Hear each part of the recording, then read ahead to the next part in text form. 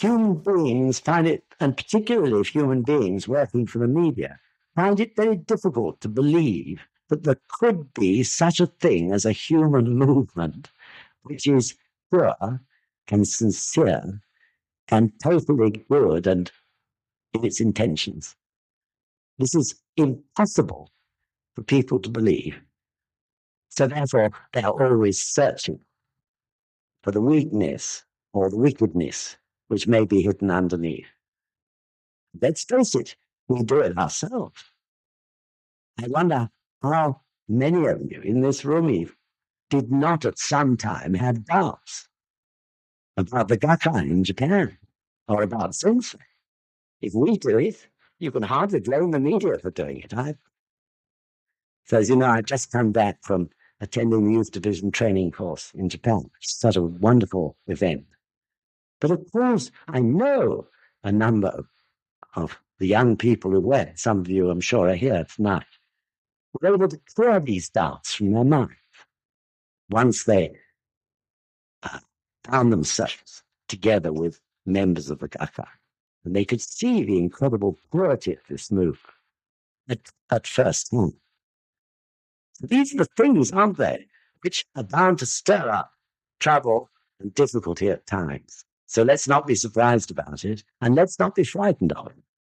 Because again, just as the Gosho says, it's only the worm in the bowels of the lion itself that can destroy the lion.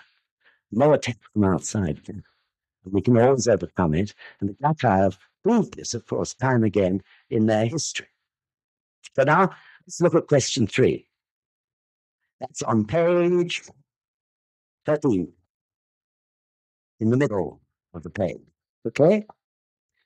The guest thereupon flushed with anger and said, Emperor Ming of the later Han dynasty, having comprehended the significance of his dream of a golden man, welcomed the teachings of Buddhism brought to China by missionaries leading white horses. Prince Shotoku, having punished Mononobe no Moriya for his opposition to Buddhism, proceeded to construct temples and pagodas in Japan. Since that time, from the supreme ruler down to the numberless masses, people have worshipped the Buddhist statues and devoted their attention to the scriptures.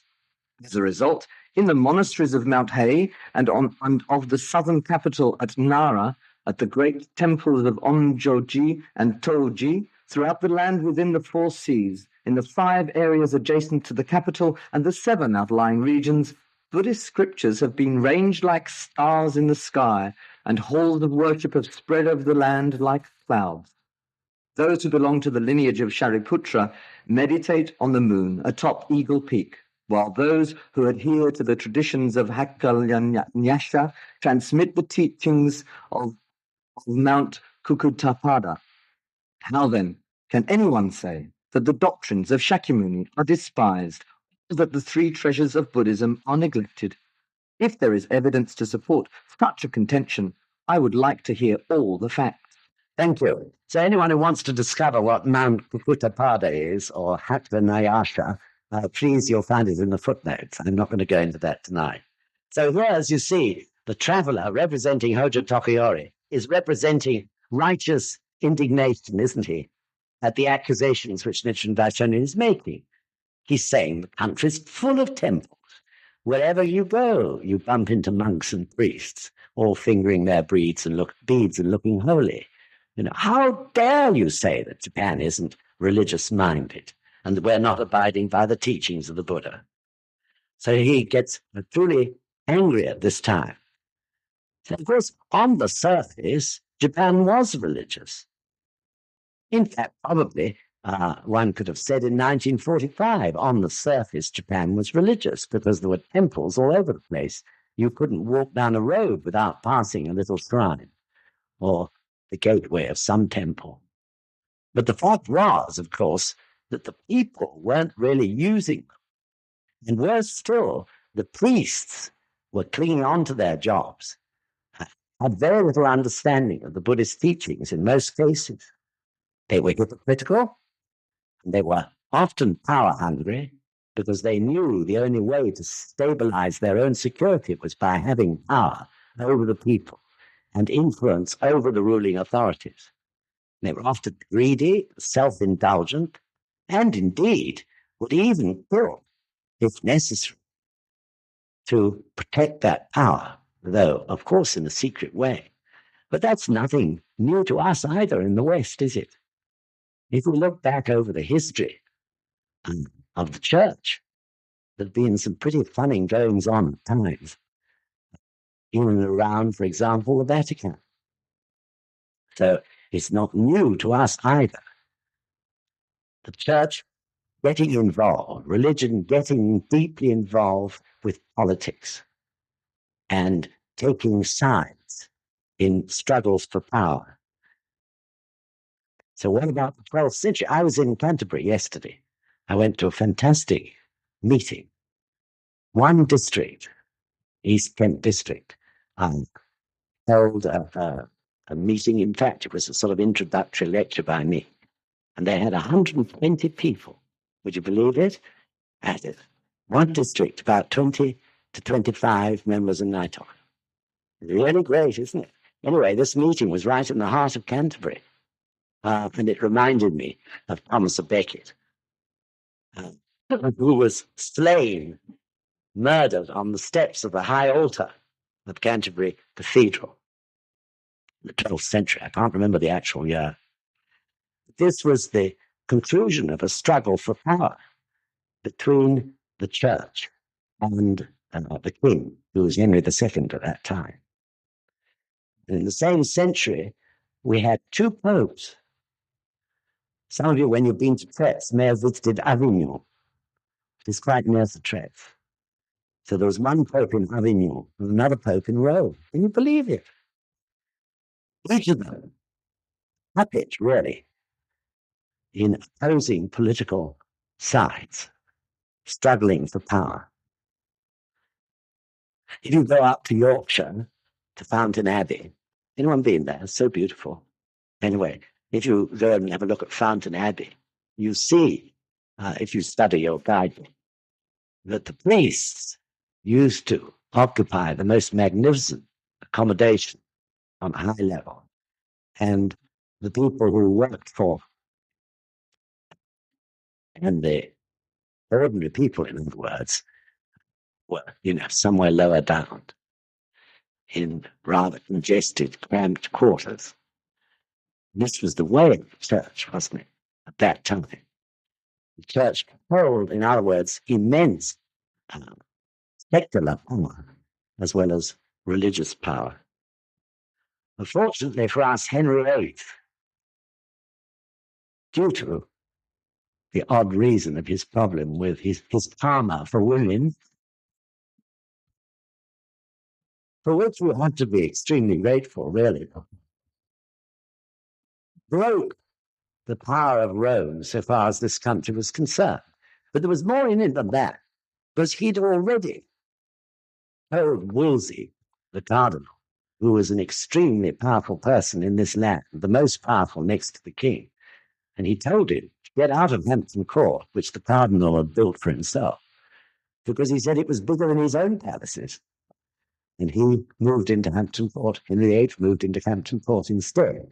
So this may seem just like a trivial tiff, but that wasn't so, of course. Hampton Court and Cardinal Wolsey represented the incredible power of the church.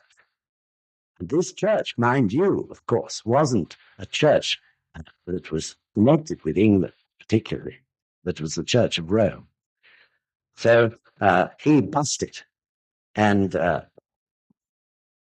as a result of that, in a sense, freed the people from a great deal of religious pressure and fear, which was exerted by the church. At that time, of course, I'm talking about the Middle Ages, please understand, but they suffered from considerable repression from the priests.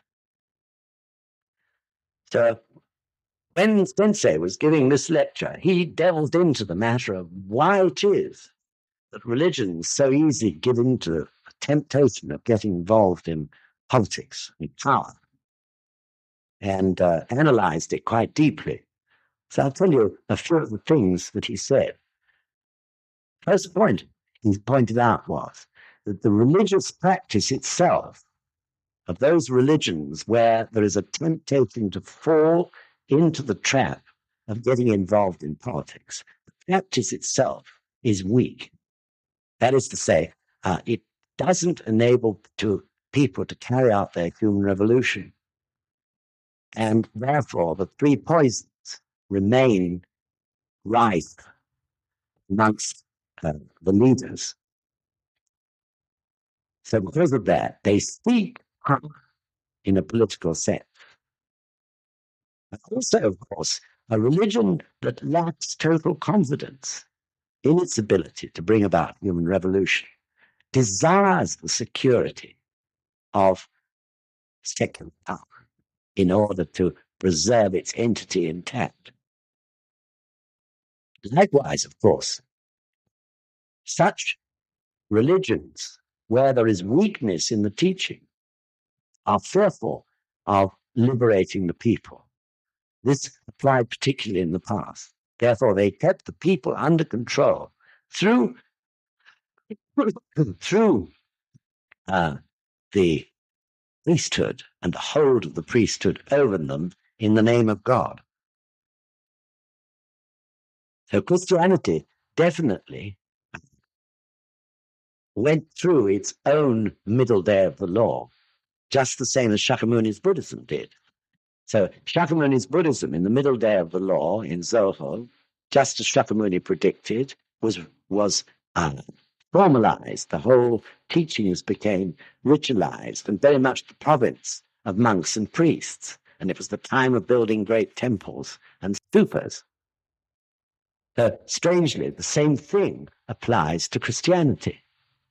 Christianity's Zoho, or middle day of the law, was a bit later, but round about the 13th and 14th centuries, when the great cathedrals were finally completed, and Christianity embedded itself in a very rigid dogma and in ritual, and gradually lost touch with the people. And of course, I'm talking in a general sense. So, in a sense, the traveler in the Richo Ankoparon is mesmerized by what he sees on the surface. He thinks because there are temples and priests in beautiful robes praying all over the place that Japan is a religious place. So the same thing, that is the Zoho of Shakyamuni's teaching, brought that about. The same thing in the case of the West, in Europe. People were mesmerized by the power and splendor of the church and the priesthood, and feared it as a result. So Sensei says that too much ritual and ceremony leads to authoritarianism, because weak people begin to look up to those who are conducting the ceremonies and rituals and shelter behind the ceremonies and rituals, rather than doing their own human revolution, in other words, facing the reality of their own lives.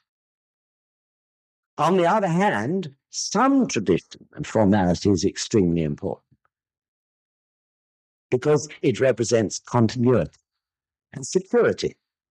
For instance, when the youth division representatives who went to Japan, went to the Sokogakai headquarters, as many of you have also done, and saw for the first time that wonderful Joju Gohon's that was given to Mr. Toda, his request in 1951, was really starting point, as well as being the prime point of the great movement which Mr. Toda led for Kosen Rufu. When they saw that, Gohonzen, it was most meaningful to them. This was history. This was continuity. This is very important, isn't it? Likewise, if you go to the head temple, you see continuity, don't you, in tradition and ceremony, which is important. You have to pay Tiger Hans the whole 700 years worth of Ushitora gongos. The Niedo temple and the knowledge that there are many gonzens there inscribed by Nichiren Daishonin and by Nikko Shonin. This has deep importance to our lives. Now, even in NSUK, too, we've already some traditions. They're beginning to develop, and they're good. Traditions like Kosanufu Gongyo at Richmond, or like some courses every year, being able to go and attend courses at FETS, having an AGM every year. These are all sort of milestones, aren't they, or pillars of security. On the other hand, if there's too much, then, as I said, it can become extremely dangerous and can lead to the glorification of the people who are conducting the rituals. The sensei said, ritual can be the friend of authoritarianism, he said. Friend of authoritarianism. Some people say, if I go to church, I'll be okay. It's good to go to church. But in fact, of course, going to church is nothing, is it? What you do in church is the important thing. They go to church sheltering behind the ritual and ceremony. Avoiding, escaping from actually facing themselves. This is my experience. Yesterday evening, we had quite a tremendous question time. Quite a few young people there, and some of them were really angry young people. I don't mean necessarily angry against Buddhism, just angry young people. So we had a great time, very lively. But one girl said to me, she came up at the end, she was a sad-looking girl, and she said to me, I was coming here because I thought I was going to hear something beautiful. And all I've heard about is battling, with life. So she wanted to escape, didn't she? Really, this was what made her say that. It was too much for her at that time to contemplate facing her life and the reality of it. So like the Nembutsu, she wanted to escape. If I'd said, if you chant Namamida Butsu, without a shadow of doubt, you'll go to the Pure Land in the West, she would probably have thought that was beautiful, and in her ears she would have been hearing the music of angels. But of course it wasn't what we were talking about, so she was disappointed and a bit angry. So tradition then must be balanced with freedom of expression. This is the point. Sensei said when he was talking about this, that there can be only two reasons for traditions. One is to help us to deepen our faith, and the second is to help us to strengthen unity. Those are the only two excuses for tradition, ceremony, rituals. If they don't satisfy those 2 points, they should be scrapped. Because also, Sensei many times has said, don't hedge yourself in by rituals and rules and regulations any more than is necessary. I remember him saying to that on the roof of the Tota Memorial Hall to the Beck brothers several years ago. Don't hedge yourself in by unnecessary rules and regulations. So we have to find a middle way, don't we? I'm saying this all to you because you've got to guard this in the future. After I'm long gone, you have to guard this point. Make sure that never, that sounds like Dr. Paisley, never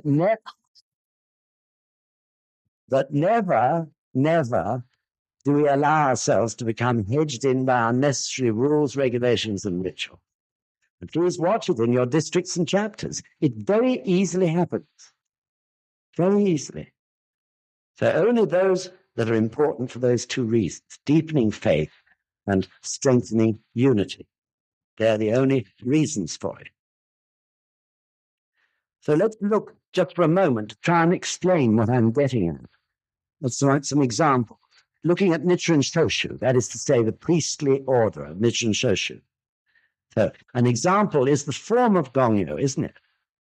Gongyo was not invented by Nichiren Daishonin. Nichiren Daishonin taught that you should do each part of Gongyo but he didn't invent the whole ceremony we call Gongyo.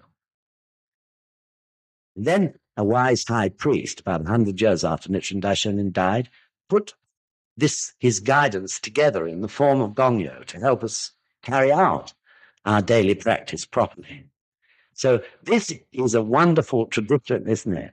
That certainly satisfied both reasons for tradition, that is to say, deepening faith and increasing unity. Then, on the other hand, after High Priest Nikke was inaugurated in 1979, he suddenly said, do you remember, we'll now hold the beads, please, with the 2 tassels in the left hand and the 3 tassels in the right. Everyone said, why? Some people were a little bit irritated, even and upset by it. What's the high priest doing, saying we must do it that way? Because before that, we'd all been doing it the other way. But in fact, the priest had always done it, apparently, with the 2 over the left hand. It had more significance than that. It was a tiny action in a way. But the high priest was cementing unity around himself. If you could just do that small action of changing from having the tassels over your right hand, the 2 over your right hand, to the 2 over your left, and just follow his reasoning, which was that we should all be doing things in the same way, and we could do that without any bad feelings in us, then I think that was good human revolution. But most important of all, it was symbolic of centering ourselves around the new high priest. This was the reason for it. So then, of course, there are the offerings, candles, incense, water. So this again is ritual and ceremony, isn't it? But it has a purpose, which is to deepen our faith. Because as we all know, if we neglect those offerings, which Nichiren Daishonin in any way said we should make, if we neglect it, then we discover we're neglecting ourselves. So that satisfies the 2 purposes. Also, another fascinating thing, the head temple, which we attended the Oeshiki ceremony, which is when the spirit of Nichiren Daishonin is one of the 2 great ceremonies of the year, the head temple. In the autumn, Oeshiki, and in the spring, the ceremony when they air the gohonzons, all the gohonzons that are stored there, and the original gotha, and so on. But at this ceremony called Oeshiki, towards the end of it, we were asked to go into the great lecture hall. And there they had on a video, direct from the Miedo temple, a ceremony of Sansan Kudo. You know what Sansan Kudo is? We do it in weddings, sharing the 3 cups. But this was an incredible ritual. It took 15 minutes, I guess, for the high priest who was being served with the sake in these cups to be given the first cup. The ritual was so complicated. But it was very beautiful to watch. And to begin with that, I was saying inside myself, what is all this about? What is the purpose of all this? It was very impressive because 2 priests did it, and their movements were in exact unity together, pouring the sake out of the barrel and everything, and then carrying it, turning right and left and forward, and taking 2 steps forward, 2 steps back. It was amazing to watch, but it was perfectly done. And I suddenly realized this, of course, must be one of the ways the priests do their human revolution. Because if you had a bad thought in you, if you were disrespecting somebody, or the high priest, or having to be involved in the ceremony, you could never have conducted those movements so perfectly. They were carried out with the purest possible mind. So again, even that piece of ritual has a purpose so far as the priesthood is concerned. That I'm convinced of, which is the young priests who have to go through it really have to struggle with themselves in order to purify their lives sufficiently to do it and do their human revolution. And of course, there are many other examples of rituals or rules or ways of doing things, rather, which we have in the Gakkai, we have in NSUK, and I've mentioned some of them. On the other hand, there are lots of things we don't have to do we? We don't have to have Oriental-looking Buddhas. We can have very plain Western-looking Buddhas. We don't have to take our shoes off when we go into even Shohondo to see the Daigons. We don't have to. In fact, probably sometimes, I think in Richmond, I rather wish sometimes people get their shoes on. I think when we have a new centre, we won't take our shoes off. We're much more sensible. But also, we don't have to kneel. If we wish to, we can sit. We don't have to do Gongyo before breakfast. If we wish to, we can do it after breakfast. These sort of things, you see. But it can be very easy, just because someone always does Gongyo before breakfast, for him to say to somebody else, you should do Gongyo before breakfast. That's, isn't it, creating unnecessary rules and regulations. So perhaps that gives you an idea of what Sensei was getting at when he went into this in so much detail. We only need to have rules and regulations where they are necessary to deepen faith and proper practice, in other words. And, of course, we encourage unity by certain ceremonies and traditions. Everything else should be scrapped. Please watch it. And if you see anything now in NSUK where you think it's not satisfying those 2 points, you should tell me or somebody. There's something going wrong. We want to keep it free as we possibly can. On the other hand, we want to keep the necessary ceremony and ritual, which we can all really enjoy and which encourages and deepens our faith and unity. So let's keep a careful watch on that point. So I think we can move on from there to look at the answer. The host, anxious to clarify his words, replied, "To be sure, Buddha halls stand rooftop to rooftop, and sutra storehouses are ranged eve to eve. Priests are as numerous as bamboo plants and rushes, monks as common as rice and hemp seedlings.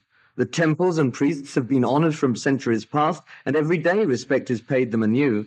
But the monks and priests today are fawning and devious, and they confuse the people and lead them astray. The rulers and his ministers lack understanding and fail to distinguish between truth and heresy." The Ninno Sutra, for example, says, "Evil monks, hoping to gain fame and profit, in many cases appear before the ruler, the heir apparent or the other princes, and take it upon themselves to preach doctrines that lead to the violation of the Buddhist law and the destruction of the nation.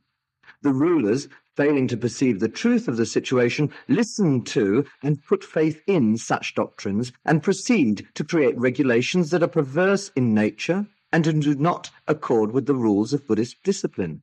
In this way, they bring about the destruction of Buddhism and of the nation." The Nirvana Sutra states, "Bodhisattvas, have no fear in your hearts because of such things as wild elephants, but evil friends, they are what you should fear. If you are killed by a wild elephant, you will not fall into any of the 3 evil paths. But if evil friends lead you to your death, you are certain to fall into one of them." The Lotus Sutra says, "There will be monks in that evil age with perverse views and hearts that are fawning and crooked, who will say they have attained what they have not attained, being proud and boastful in heart. Or there will be forest-dwelling monks, wearing clothes of patched rags and living in retirement, who will claim they are practicing the true way, despising and looking down on the rest of mankind. Greedy for profit and nourishment, they will preach the Dharma to white-robed laymen, and will be respected and revered by the world as though they were arhats who possessed the 6 supernatural powers. Constantly they will go about among the populace, seeking in this way to slander us. They will address the rulers, high ministers, Brahmins, and great patrons of Buddhism, as well as the other monks, slandering and speaking evil of us, saying, These are men of perverted views who preach the doctrines of heretical sects. In a muddied kalpa, in an evil age, there will be many different things to fear. Demons will take possession of others, and through them curse, revile, and heap shame on us. The evil monks of that muddied age, failing to understand the Buddha's expedient means, how he preaches the Dharma in accord with what is appropriate, will confront us with foul language and angry frowns. Again and again we will be banished. In the Nirvana Sutra, the Buddha says, "After I have passed away and countless hundreds of years have gone by, all the sages of the 4 stages will also have passed away. After the former day of the law has ended and the middle day of the law has begun, there will be monks who will give the appearance of abiding by the rules of monastic discipline, but they will scarcely ever read or recite the sutras, and instead will crave all kinds of food and drink to nourish their bodies. Though they wear the robes of a monk, they will go about searching for alms like so many huntsmen, spying sharply and stalking softly. They will be like a cat on the prowl for mice. And constantly they will reiterate these words, 'I have attained the state of Arhat.' Outwardly they will seem to be wise and good, but within they will harbor greed and jealousy. And when they are asked to preach the Dharma, they will conceal it, like Brahmins who have taken a vow of silence. They are not true monks. They merely have the appearance of monks. Consumed by their erroneous views, they slander the true law." When we look at the world in the light of these passages of Scripture, we see that the situation is just as they describe it.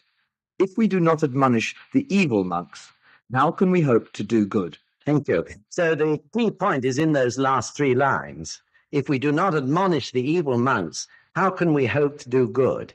And in this particular answer, Nichiren Daishonin turns from expounding the principle of the 3 calamities and 7 disasters to the cause of the apathy of the people, which is the monks and priests who are teaching incorrectly, teachings which are harmful rather than beneficial, such as the Nembutsu.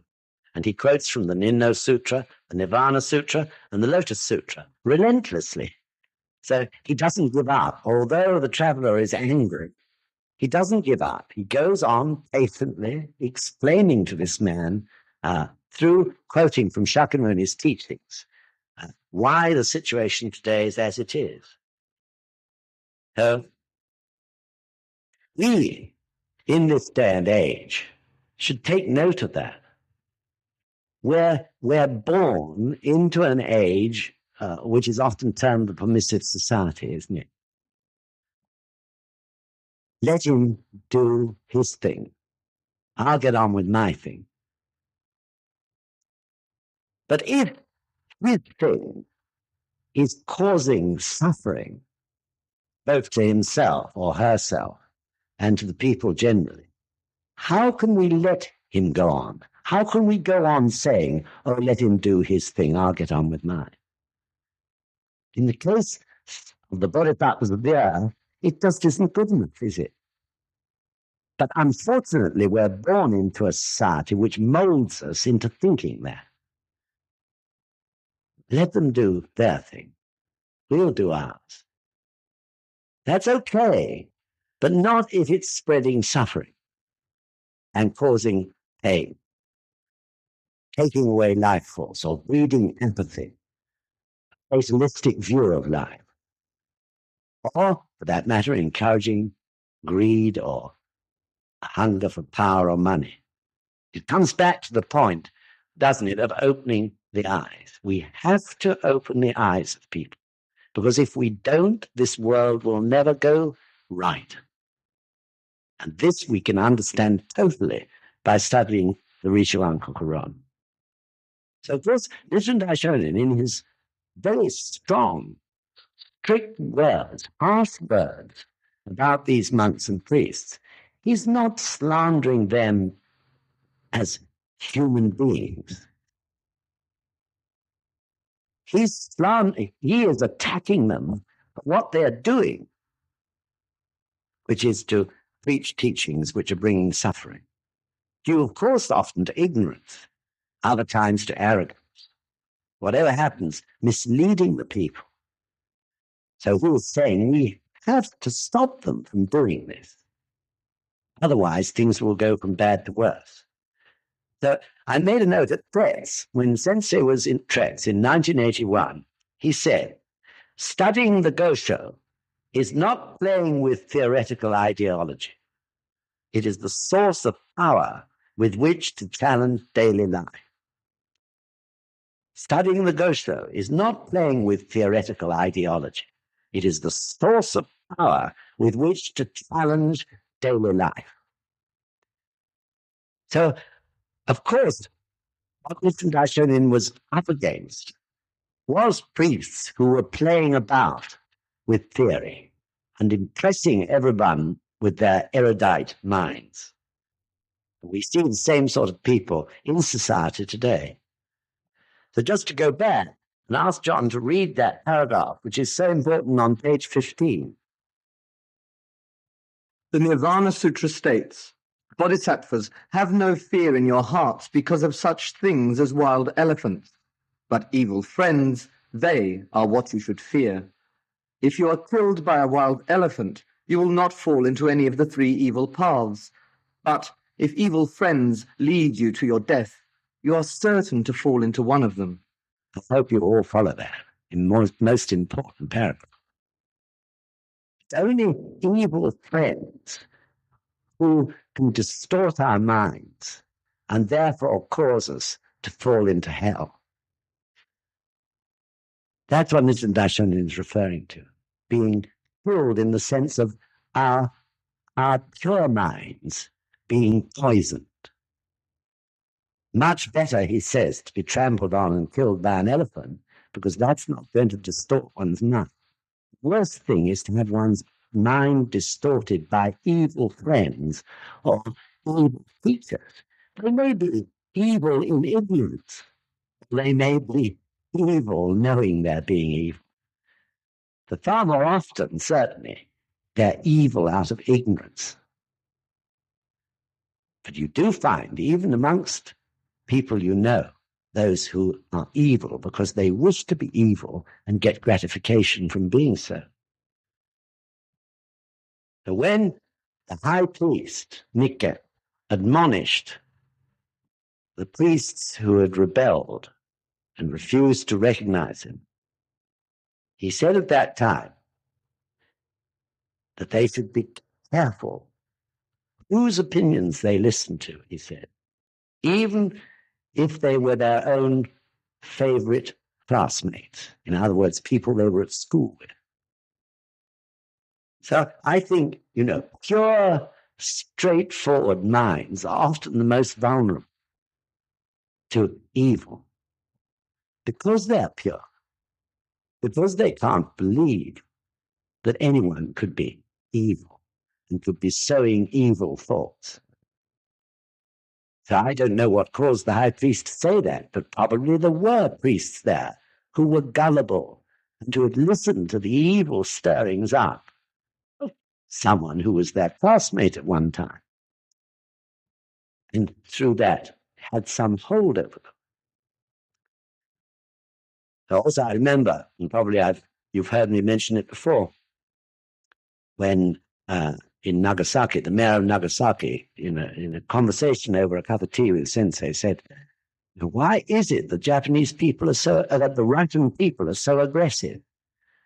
And Sensei said to him, in my opinion, the Russian people are not aggressive, but they have aggressive rulers under whose control they are. And then he said, people who live in places which are cold and have ice and snow are always very pure-minded, and therefore the most easily manipulated by power-hungry rulers. So I feel that those priests who rebelled, many of them were manipulated by men who were evil in nature and mind. So we have to be careful too. Any of us could be under such attack at any time, and choose our friends carefully.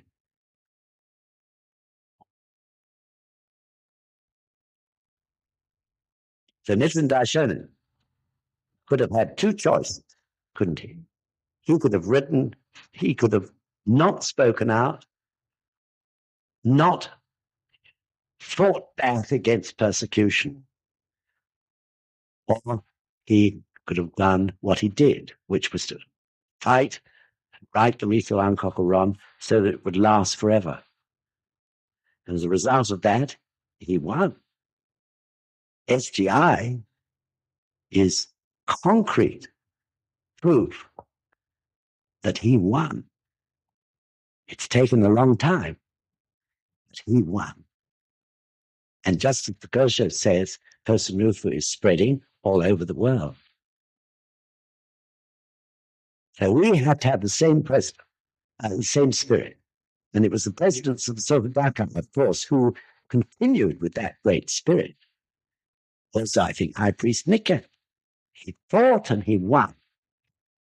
The three presidents of Soka Gakkai, Makiguchi, Toda, and Sensei, all had to fight against incredible odds. They won. Just as we can always win. So again, at that same time, the high priest said, the greatest good is to embrace the true law. The greatest evil is to slander it.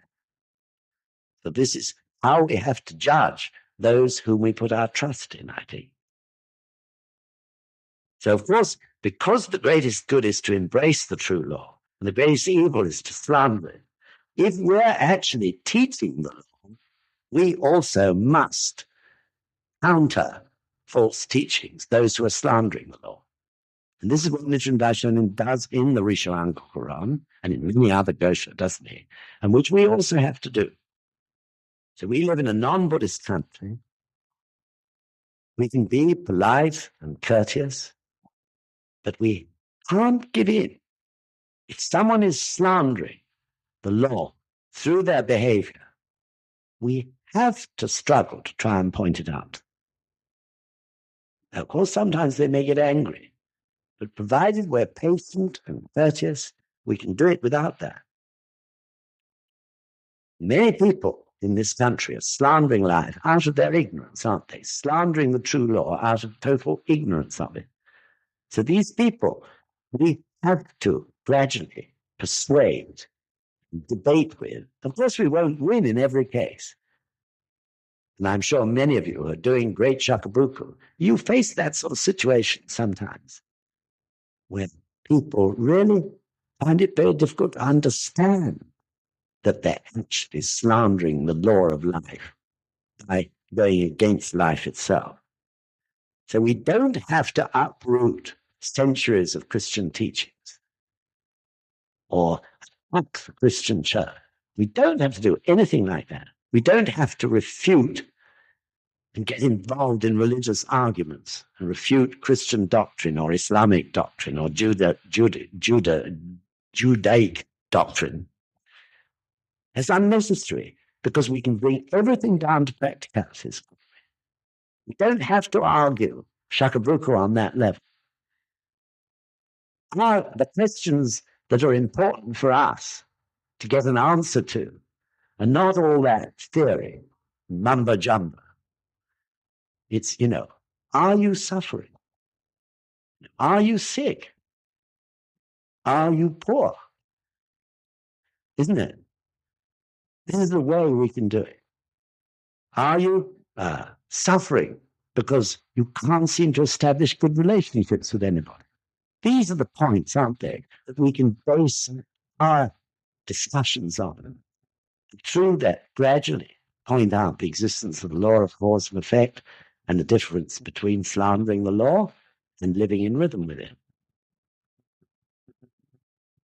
And if people say, are you saying this is the only way to enlightenment? You say, yes, it is. Of course, that's my belief, my experience, but I believe too what the Buddha taught. Yes, it is the only way.